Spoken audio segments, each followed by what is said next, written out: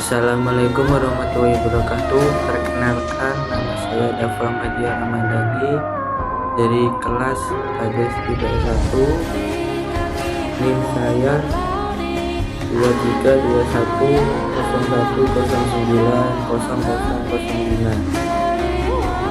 Di sini saya akan menjelaskan materi mulai dari kelompok 1 sampai 4. Yang pertama yaitu materi yang pertama tentang studi hadis dan hadis tadbawi. Pengertian hadis. Pengertian hadis ini sangat jelas bahwa hadis adalah segala sesuatu yang bersumber dari Nabi SAW, baik ucapan, perbuatan maupun ketentuan yang berhubungan dengan hukum atau ketentuan-ketentuan Allah yang disyariatkan kepada manusia. Nah, dari sini hadis bisa dikatakan suatu misi yang berkaitan dengan ajaran Allah yang dikembangkan oleh Nabi Muhammad SAW sebagai Rasulullah. Hadis riwayah.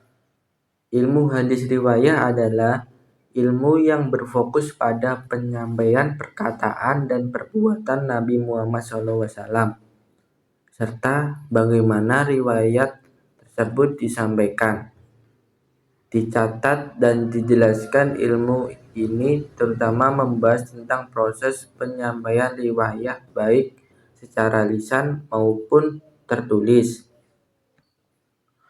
Selanjutnya yaitu hadis dirayah. Hadis dirayah ini ilmu hadis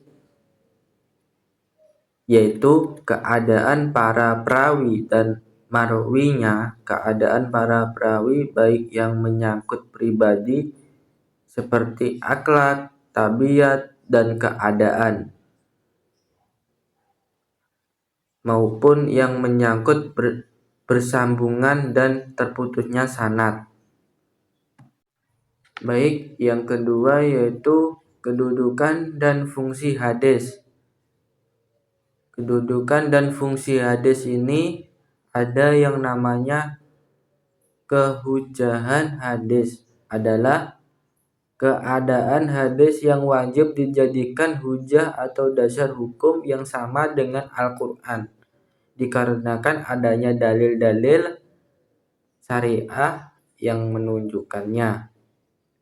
Fungsi hadis ini ada 4. Yang pertama yaitu bayan at-taqrir, yang kedua bayan at-tafsir, dan yang ketiga bayan al-tasri, dan yang terakhir bayan al-nasik.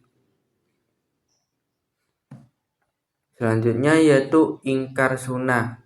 Ingkar sunnah ini adalah sebuah pemikiran yang menolak legitimasi hadis sebagai sumber ajaran Islam kedua setelah Al-Quran.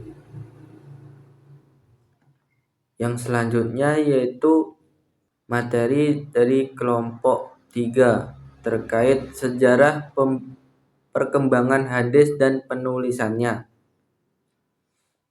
Sejarah perkembangan hadis atau sunnah sebagai sumber ajaran Islam kedua setelah Al-Quran. Jika dilihat dari periwayatan berbeda dengan Al-Quran, di mana yang kedua setiap kali ayat-ayatnya turun, Rasulullah SAW langsung memerintahkan penulisan wahyu untuk menulisnya. Sementara untuk hadis Nabi SAW tidak demikian halnya. Periwayatan hadis Nabi SAW dengan demikian lebih banyak berlangsung secara lisan dibandingkan dengan tertulis. Akibat ada larangan dari Rasulullah SAW bersabda. Hadis pada masa Rasulullah.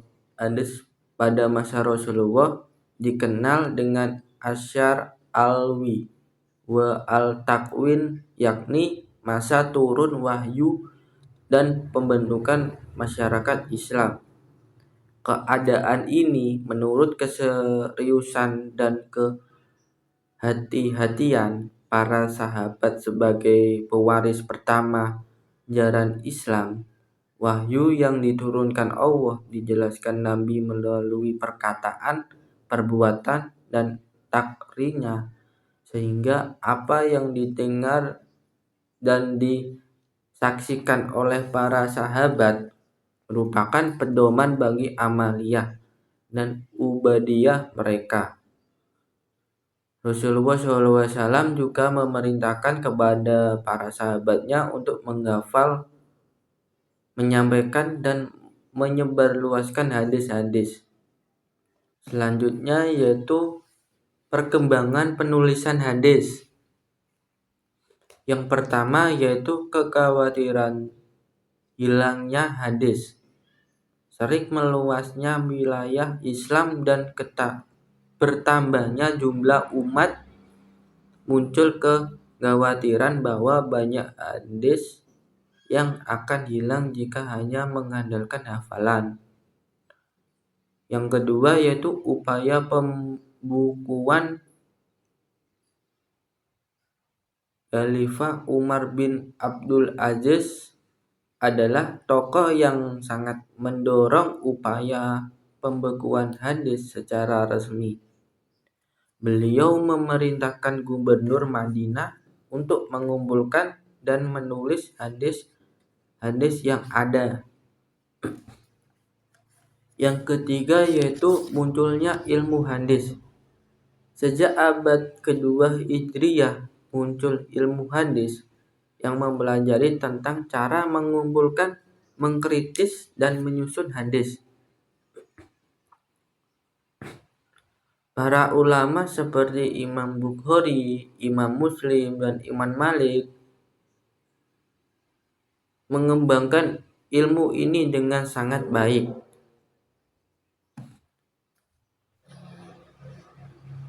Yang selanjutnya yaitu cabang-cabang ilmu hadis.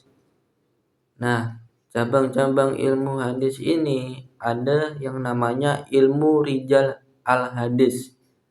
Ilmu rijal al-hadis secara terminologi adalah ilmu untuk mengetahui para periwayat hadis dalam kapasitas mereka sebagai periwayat hadis. Yang kedua, ilmu al-jar wa at-ta'dil. Kata al-jar artinya cacat, celah atau luka, dan kata al-ta'dil artinya mengadilkan atau menyamakan. Jadi kata ilmu al-jar wa at-ta'dil adalah ilmu yang tentang kecacatan dan keadilan seseorang. Yang ketiga yaitu ilmu tarik arwah. Ilmu tarik arwah pengertian tentang sejarah kelahiran perawi, memperoleh riwayat dari para syaikh, pencarian hadis ke berbagai kota, dan wafatnya perawi. Yang selanjutnya adalah ilmu ilal al-hadis. Ilmu yang membahas tentang sebab-sebab yang samar dari segi penyebab hadis menjadi cacat, seperti menyambung hadis yang sebenarnya putus menjadi hadis marfu padahal mauquf, atau memasukkan matan hadis kepada hadis yang lain. Mungkin itu saja yang bisa saya sampaikan dari materi yang saya jelaskan tadi terkait studi hadis, mulai dari kelompok 1 sampai kelompok 4. Dan apabila ada kesalahan atau kekeliruan perkataan, saya memohon maaf sebesar-besarnya. Wassalamualaikum warahmatullahi wabarakatuh.